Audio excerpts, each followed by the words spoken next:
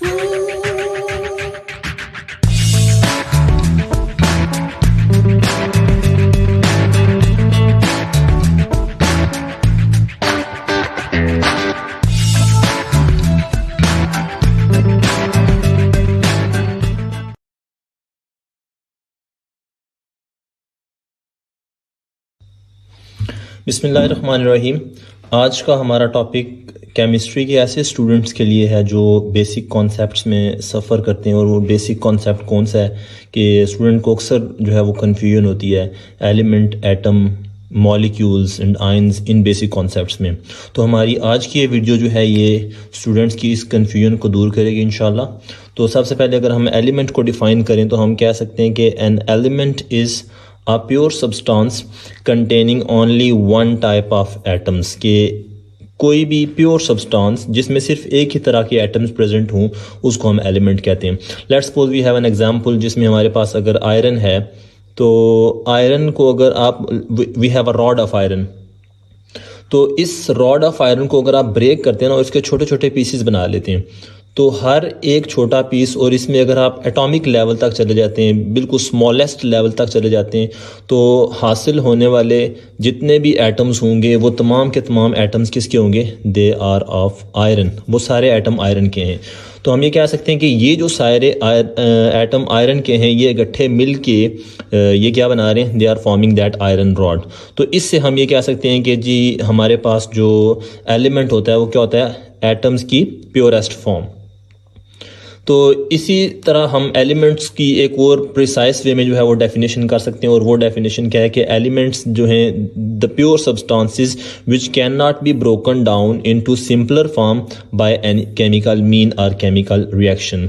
हम इसकी एग्जांपल यूँ लेते हैं कि अगर हमारे पास है कैल्शियम कार्बोनेट CaCO3 जो कि एक कंपाउंड है, इसको अगर हम एनालाइज करें, इसको अगर हम केमिकली ब्रेक डाउन करें तो हम ये देख सकते हैं कि ये जो लाइम स्टोन है कैल्शियम कार्बोनेट, ये कैल्शियम, कार्बन और ऑक्सीजन, इन तीन एलिमेंट से जो है वो मिलके बना है।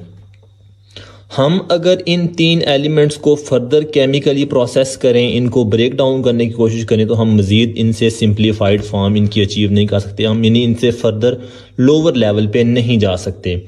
तो इससे हम ये कह सकते हैं कि एलिमेंट क्या होते हैं? एलिमेंट वो प्योरेस्ट फॉर्म ऑफ मैटर है कि जिसमें आप फर्दर कोई केमिकल रिएक्शन करके केमिकल मीन से उनको मज़ीद फर्दर सिंप्लीफाइड फॉर्म में ना लेके जा सकें।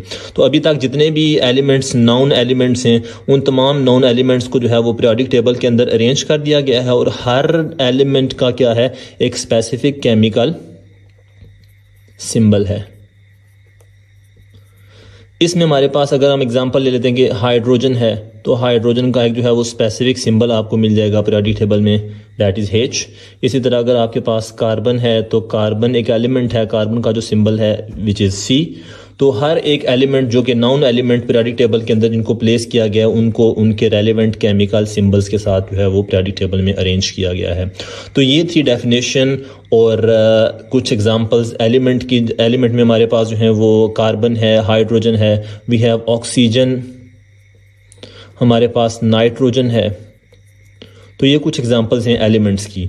तो अब अगर हम एटम को डिफाइन करें तो एटम को हम कैसे डिफाइन करें? हम एटम कह सकते हैं कि the smallest unit of an element, किसी भी एलिमेंट की स्मॉलेस्ट यूनिट जो कि क्या करेगा? उस एलिमेंट की प्रॉपर्टीज़ को रिटेन करेगा।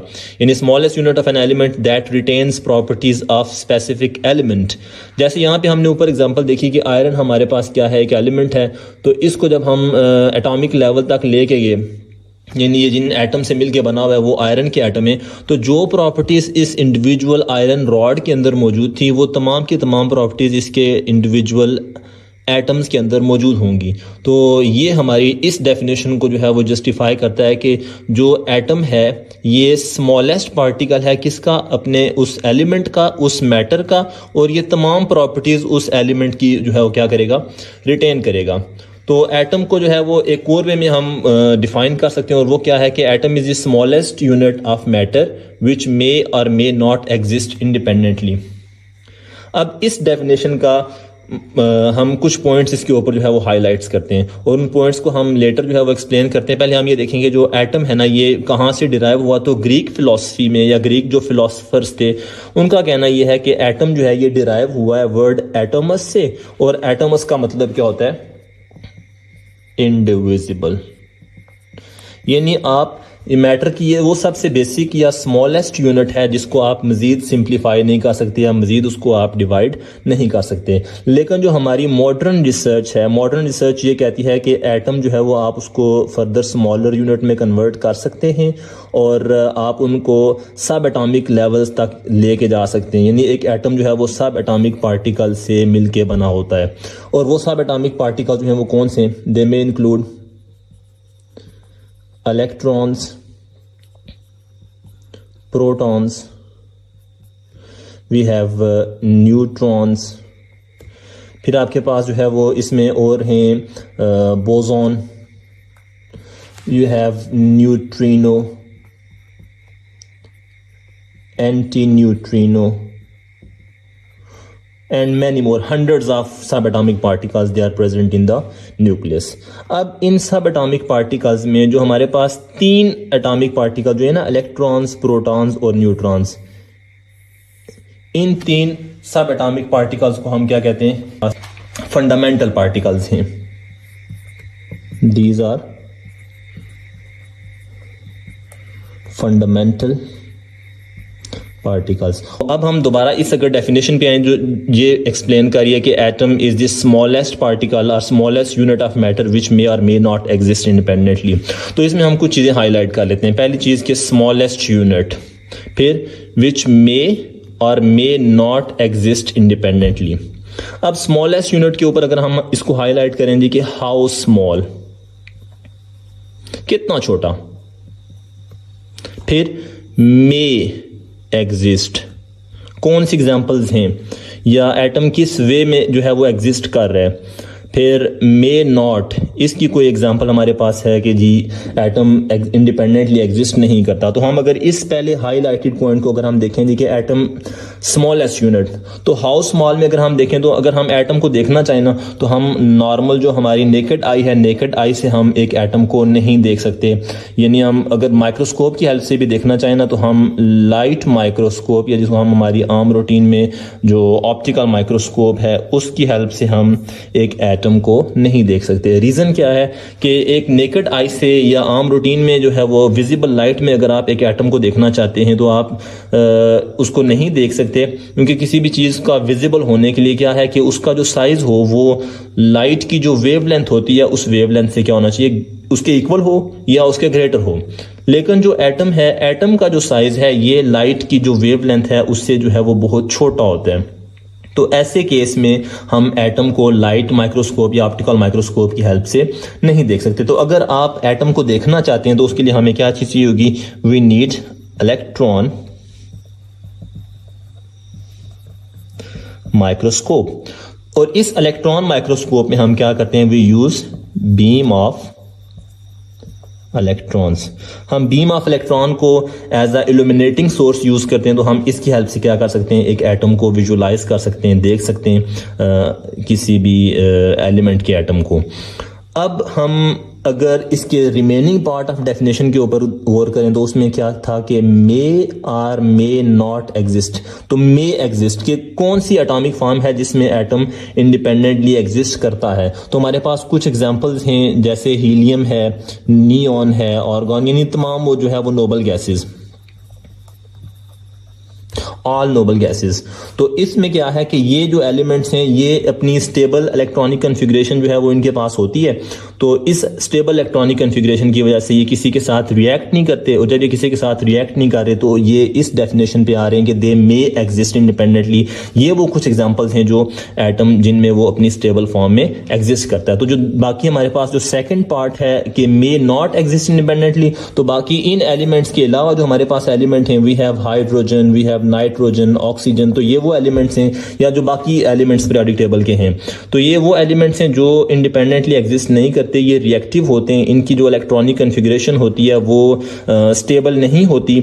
तो ये क्या करते हैं, ये फ़ौरन से किसी दूसरे के साथ रिएक्ट करेंगे और रिएक्शन करने के बाद जो है ये अपनी स्टेबल फॉर्म की तरफ जाएंगे। तो नॉर्मली ये अपनी एलिमेंटल फॉर्म में स्टेबल नहीं होते, अपनी एटॉमिक फॉर्म में स्टेबल ये नहीं है। तो इस तरह हम ये कह सकते हैं कि एटम जो है वो स्मॉलेस्ट यूनिट है, और इसके स्मॉलेस्ट होने का अंदाज़ा हम इस बात से भी लगा सकते हैं कि जो हम एक फुल स्टॉप लगाते हैं ना, तो इस फुल स्टॉप में हम कहते हैं कि there are around 2 million atoms. तकरीबन एक फुल स्टॉप में जो है वो 2 मिलियन एटम्स जो है वो प्रेजेंट होते हैं। तो ये था हमारी सारी discussion around element and atoms. अब हम अपने टॉपिक के सेकंड पार्ट पे आते हैं, जिसमें हमारी डिस्कशन होगी अराउंड मॉलिक्यूल्स। तो हम मॉलिक्यूल को यूँ डिफाइन कर सकते हैं कि when atoms combine together they form a molecule, कि जब एटम एक दूसरे के साथ केमिकली कंबाइन हो जाएंगे तो वो एक मॉलिक्यूल बनाएंगे।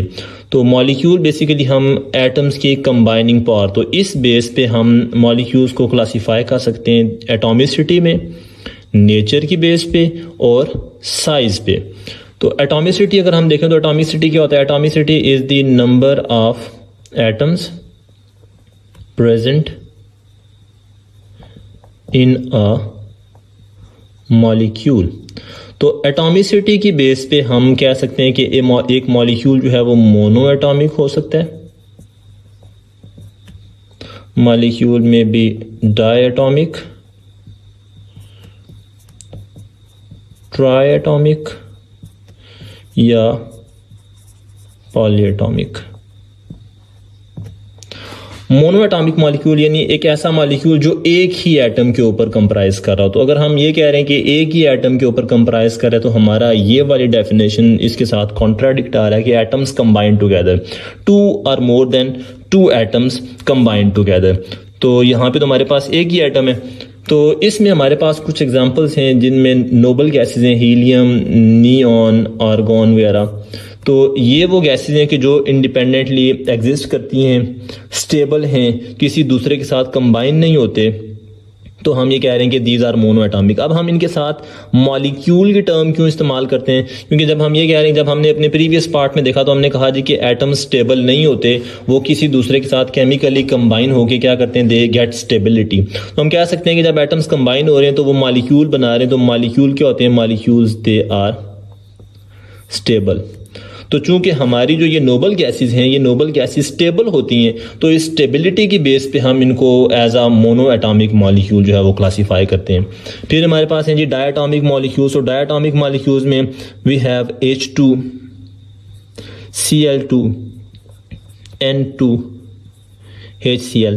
तो ये वो सारे एग्जांपल्स हैं जिसमें 2 एटम्स जो हैं वो कंबाइन हुए आपस में एक दूसरे के साथ और उन्होंने एक मॉलिक्यूल बनाया, स्टेबिलिटी अचीव की। तो ये सारे they all lie under diatomic molecule. फिर ट्राइएटॉमिक मॉलिक्यूल में हमारे पास H2O, water, we have ozone. तो ये वो एग्जांपल हैं जी जिसमें 3 एटम्स एक दूसरे के साथ कंबाइन होके क्या कर रहे हैं, they are forming a molecule. Then polyatomic molecule में जब मोर देन 3 एटम्स एक दूसरे के साथ कंबाइन हो रहे हैं तो उनको हम polyatomic, let's suppose we have H2SO4, sulphuric acid है, we have CH3COOH, acetic acid. तो ये पॉलीएटॉमिक मॉलिक्यूल्स की जो है वो डेफिनेशन को जो है वो जस्टिफाई कर रहे हैं। देन हमारे पास जो सेकंड जिस वे में हम मॉलिक्यूल्स को क्लासीफाई कर सकते हैं, that is nature of atoms. Nature of atoms या नेचर ऑफ कंबाइनिंग एटम्स, कि जो एटम्स एक दूसरे के साथ कंबाइन हो रहे हैं उनकी नेचर क्या है। इस बेस पे हम मॉलिक्यूल्स को जो है वो कह सकते हैं कि they may be homo atomic और मॉलिक्यूल्स में be hetero atomic. Molecule homo atomic हो सकते हैं या हीट्रो एटॉमिक हो सकते हैं। होमो एटॉमिक मॉलिक्यूल ये जो है वो नाम से इंडिकेट हो रहा है कि होमो मीन एक ही जैसे एटम। जैसे हमारे पास H2 है, when 2 same atoms they combine together, H2, we have N2, Cl2, O2, O3। तो ये तमाम वो एग्जांपल्स हैं कि जिसमें एक ही जैसे एटम या सेम एलिमेंट के एटम्स आपस में एक दूसरे के साथ कंबाइन हों तो हम इनको कहेंगे दे आर मोनो एटॉमिक। और हीट्रो एटॉमिक हमारे पास मॉलिक्यूल्स कौन से होंगे? ऐसे मॉलिक्यूल जिसमें जो कंबाइनिंग एटम्स हैं they are of different types, और वो डिफरेंट एलिमेंट्स के एटम्स हैं। HCl है, H2O है, वाटर। देन हमारे पास बेशुमार एग्जांपल्स हैं। We have NO2, nitrogen dioxide, we have HNO3। तो ये वो सारे एग्जांपल्स हैं जिसमें जो एटम्स कंबाइन हुए आपस में एक दूसरे के साथ, वो सारे के सारे क्या हैं, they are of different elements. तो इस बेस पे हम इनको कह रहे हैं दे आर हेटेरोएटॉमिक। अब यहाँ पे एक चीज़ अक्सर स्टूडेंट जिसमें वो कंफ्यूज हो जाते हैं कि स्टूडेंट से अक्सर पूछा जाए जी कि आप बताएं कि मॉलिक्यूल क्या है और कंपाउंड क्या है।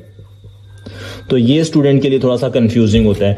एक मॉलिक्यूल और कंपाउंड में कोई इतना बड़ा डिफरेंस नहीं होता। मॉलिक्यूल की अगर हम एक देखें तो हम कहते हैं जी कि मॉलिक्यूल क्या है कि एटम्स ग्रुप टुगेदर या एटम्स कंबाइंड टुगेदर। कंपाउंड में भी यही होता है कि एटम्स कंबाइंड टुगेदर और ग्रुप टुगेदर।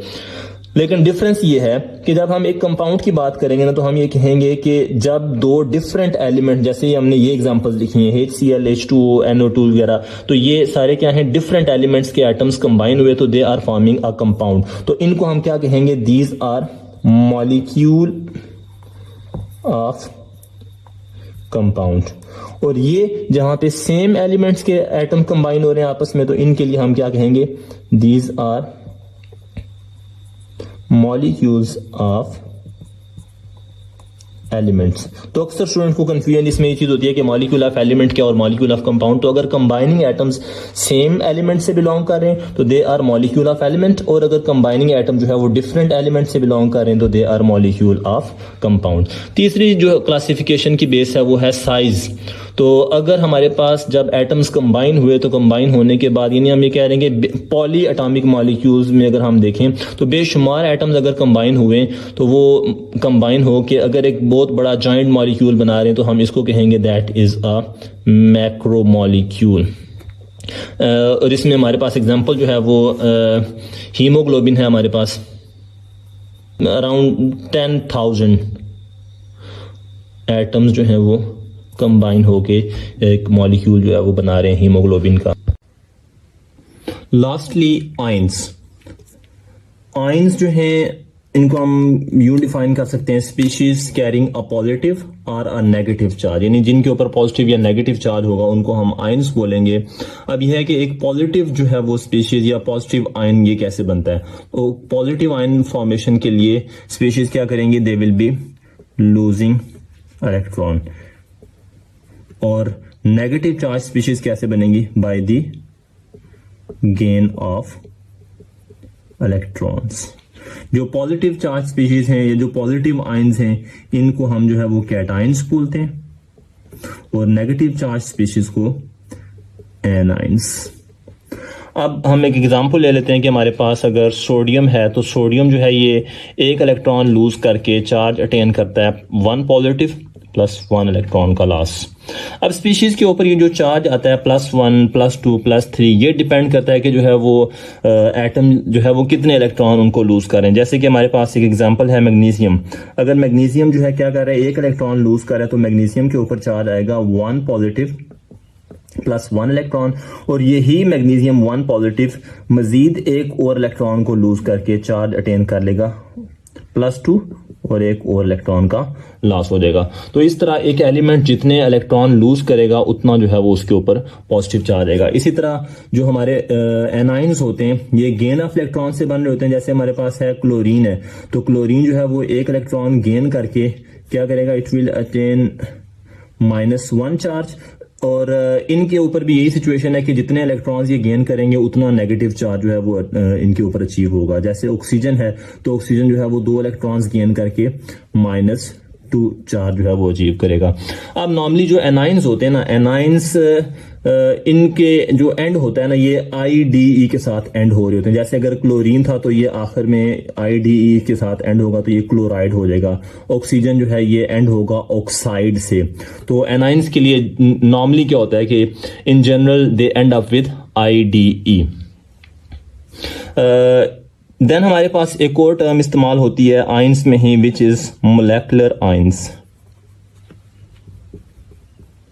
जब एक मॉलिक्यूल, वहां पे हमने बात की थी कि एक एटम जो है जब इलेक्ट्रॉन को लूज करेगा या गेन करेगा तो वो पॉजिटिव या नेगेटिव चार्ज अटेन करेगा। इसी तरह जब एक मॉलिक्यूल जो है ये इलेक्ट्रॉन को लूज करेगा तो ये भी पॉजिटिव चार्ज अटेन कर सकता है और एक इलेक्ट्रॉन को गेन करके नेगेटिव चार्ज। तो अगर एक मॉलिक्यूल पॉजिटिव चार्ज अटेन कर रहा है तो उसके लिए हम कहेंगे that is a molecular cation, और अगर एक मॉलिक्यूल इलेक्ट्रॉन को गेन कर रहा है तो वो मोलेकुलर एनाइन। और ये जो मोलेकुलर कैटाइंस या एनाइंस बनाए जाते हैं, मोलेकुलर आयंस की फॉर्मेशन होती है बाय पासिंग एक्स रेज, या हम बीम ऑफ इलेक्ट्रॉन्स पास करके जो है वो हम मॉलिक्यूल्स को आयोनाइज कर सकते हैं, या हम कुछ सॉफ्ट टेक्निक्स जो है वो इस्तेमाल कर सकते हैं, जैसे ESI इलेक्ट्रोस्प्रे आयोनाइजेशन, हमारे पास CI यानी केमिकल आयोनाइजेशन है। तो इन सॉफ्ट टेक्निक्स की हेल्प से हम क्या कर सकते हैं, मोलेकुलर आयंस जो है वो जनरेट कर सकते हैं। ये नॉर्मली जो मोलेकुलर आयंस हैं इनकी जो एप्लीकेशंस हैं ये हम स्टडी करेंगे इसमें मास स्पेक्ट्रोमेट्री में, कि कैसे जो है वो इनकी फॉर्मेशन हो रही है और कैसे जो है इनको डिटेक्ट किया जा सकता है। और आखिर में अगर हम इन तमाम स्पीशीज जो एटम्स, मॉलिक्यूल्स और एलिमेंट्स, आयंस, इनका अगर आपस में रिलेशनशिप देखें तो रिलेशनशिप हम कैसे बना सकते हैं, relationship between an atom and a molecule. Atom और मॉलिक्यूल के दरमियान क्या रिलेशन है कि एटम्स कंबाइन टुगेदर, एटम्स आपस में कंबाइन हो रहे हैं और बना क्या रहे हैं, दे आर फॉर्मिंग मॉलिक्यूल। यानी एटम के कॉम्बिनेशन से मॉलिक्यूल्स बन रहे हैं। इसी तरह अगर आप एटम्स एंड आयंस का कॉम्बिनेशन या इलेक्ट्रॉन इनके दरमियान रिलेशनशिप देखें तो आप क्या कह सकते हैं कि एटम्स जो हैं वो क्या कर रहे हैं, एटम्स गेन या क्या करेंगे, लूज इलेक्ट्रॉन्स, के एटम इलेक्ट्रॉन्स को गेन या लूज करके आयंस बनाएंगे। इसी तरह आपके पास जो है वो मॉलिक्यूल्स एंड आयंस का रिलेशन क्या है कि आपके पास मॉलिक्यूल जो होंगे ये क्या करेंगे, दे विल बी लूजिंग और गेनिंग इलेक्ट्रॉन्स। तो ये क्या चीज जनरेट करेंगे, they will be generating molecular ions. अब बाज़ औक़ात इसमें ऐसी सिचुएशन भी होती है कि जिसमें मॉलिक्यूल जो है वो डिसोसिएट होके वाटर के अंदर अगर आप उनको डिसॉल्व करते हैं ना तो वो डिसोसिएट होके क्या करेंगे, दे आल्सो जनरेट आयंस। जिसमें हमारे पास एग्जांपल है कि अगर आप H2SO4 है सल्फ्यूरिक एसिड, इसको अगर आप वाटर में डिसॉल्व करो तो ये वाटर में डिसॉल्व होके H पॉजिटिव आयन और सल्फेट नेगेटिव आयन में डिसोसिएट हो रही है। देखें एक मॉलिक्यूल जो है ये किसमें डिसोसिएट हो रहा है, अपने आयंस में। तो ये हमारे पास कुछ रिलेशनशिप हैं जो हमने स्पीशीज पढ़ी है, atoms, molecules, ions, atom molecule का रिलेशनशिप, एटम आयन का रिलेशनशिप एंड मॉलिक्यूल आयंस का रिलेशनशिप। तो अगर हम इन सब को जो है वो समराइज करें तो हम इसको समराइज यूं कर सकते हैं कि एटम क्या है, एटम जो है वो प्योरेस्ट फॉर्म है, किसी भी मैटर की स्मॉलेस्ट यूनिट है और ये इंडिपेंडेंटली एग्जिस्ट कर सकता है और इंडिपेंडेंटली एग्जिस्ट की जो है वो एग्जिस्टेंस नहीं भी है रिएक्टिव होने की वजह से। फिर मॉलिक्यूल्स में हमने देखा था कि जब एटम्स कंबाइन होते हैं तो दे फॉर्म मॉलिक्यूल्स, और उसमें फिर हमने उनकी क्लासिफिकेशन के हवाले से बात की थी कि जो है वो एटॉमिसिटी की बेस पे जो है वो हम उनको mono atomic, di atomic, tri atomic जो है वो के तौर पे क्लासीफाई करते हैं। फिर हम उनको होमो एटॉमिक एंड हीट्रो एटॉमिक पे कि अगर एक ही जैसे एटम्स, एक ही एलिमेंट के एटम्स कंबाइन हो रहे हैं तो वो होमो एटॉमिक, और अगर वो डिफरेंट एलिमेंट्स के एटम्स कंबाइन हो रहे हैं तो वो हीट्रो एटॉमिक। एंड देन हमने उनको साइज के हवाले से बात की थी कि बाज़ हमारे पास मॉलिक्यूल्स मैक्रो मॉलिक्यूल या जॉइंट मॉलिक्यूल्स होते हैं। फिर आयंस के हवाले से हमारी बात होगी कि आयंस जो हैं वो पॉजिटिव और नेगेटिव चार्ज स्पीशीज होती हैं और ये इलेक्ट्रॉन को गेन या इलेक्ट्रॉन को लूज करने से जो है ये बन रही होती हैं। आखिर में आपकी सेल्फ असेसमेंट के लिए ये क्वेश्चन गिवन है कि ये जो स्पीशीज गिवन है A से I तक, आपने इनको क्लासिफाई करना है as a homo atomic, hetero atomic, diatomic molecule, triatomic, polyatomic, macro molecule, molecule of compounds and molecule of element में। आई होप आज की इस वीडियो जो है वो इसने आपको काफ़ी हेल्प की होगी केमिस्ट्री के बेसिक कॉन्सेप्ट्स को अंडरस्टैंड करने के लिए। तो इसी तरह की मज़ीद वीडियोज़ के लिए चैनल को सब्सक्राइब करें, लाइक करें और शेयर का बटन दबा दें।